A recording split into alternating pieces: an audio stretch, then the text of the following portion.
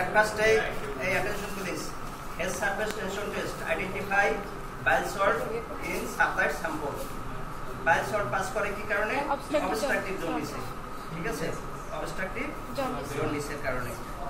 Obstructive কি? Obstruction হইলেই তো obstruction মানে হলো কি আপনার বাইল কোথায় থাকে? রিজার্ভ পিত্তথলি।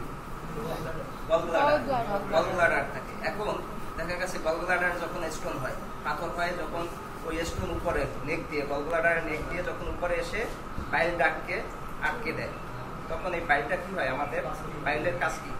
ফ্যাট অ্যাবজর্ব করা।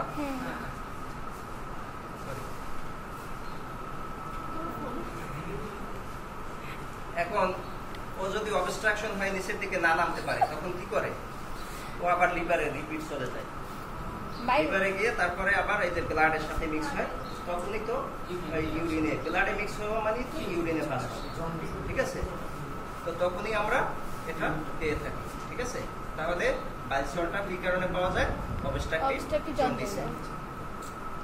ওইখানে দেখেন একটা সালফার পাউডার লেখা আছে।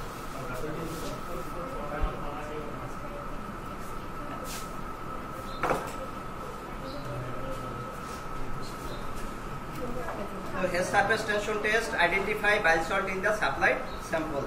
At first take 2 glass test tube. At first take 2 glass test tube. 1 test tube distilled water 2 ml.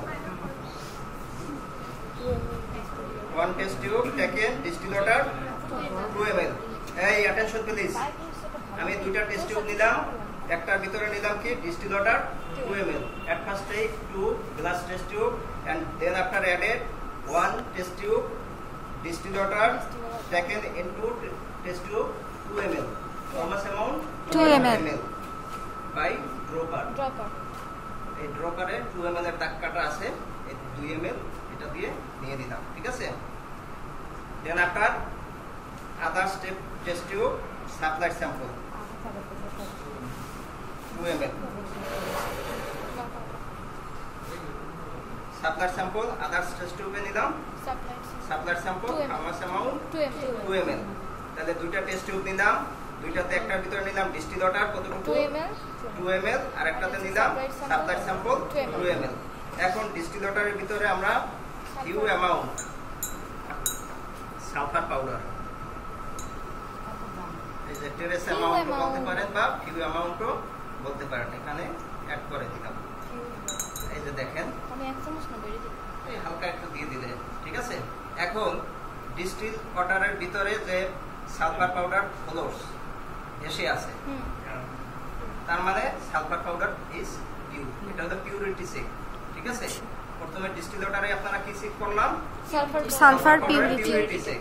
যদি এটা সিঙ্কস হয়ে যেত, একবারে নিচের দিকে চলে আসতো, ডুবে যেত, তাহলে ইমপিউর, এটা দিয়ে টেস্ট করা যাবে না, এটা দিয়ে টেস্ট হবে না। মনে থাকে যেন প্রতিটা জিনিস কিন্তু খুবই গুরুত্বপূর্ণ। তাহলে at first take 2 test tube, 1 test tube taken distilled water 2 ml. Understand? Then after others test tube taken supplied sample how much amount? 2 ml.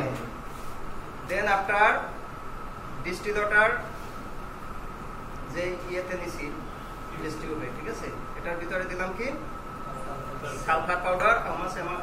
কতটুকু? ট্রেস অ্যামাউন্ট, ফিউ অ্যামাউন্ট বা ট্রেস অ্যামাউন্ট যেটাই বলে একই কথা নিলাম। নেওয়ার পরে এটা কি হচ্ছে? ফ্লোরস।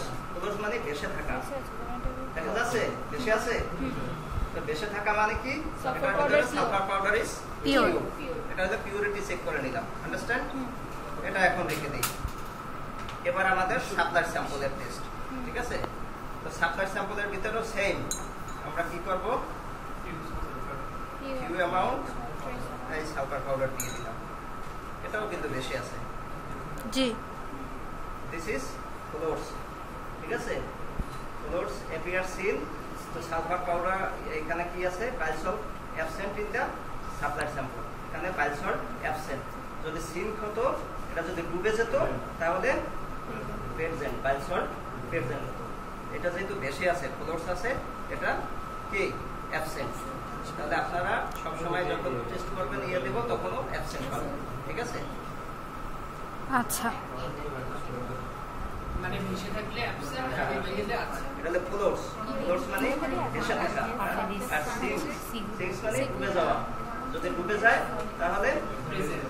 ডুবে গেলে প্রেজেন্ট, আর যেহেতু ভেসে আছে ফ্লোটস হলে অ্যাবসেন্ট। এটা গিয়ে বাসায় গিয়ে বইটা দেখবেন, অস্মি বইটা দেখবেন একবারে সহজ হয়ে যাবে, ঠিক আছে? আর ওইটা করলাম হলো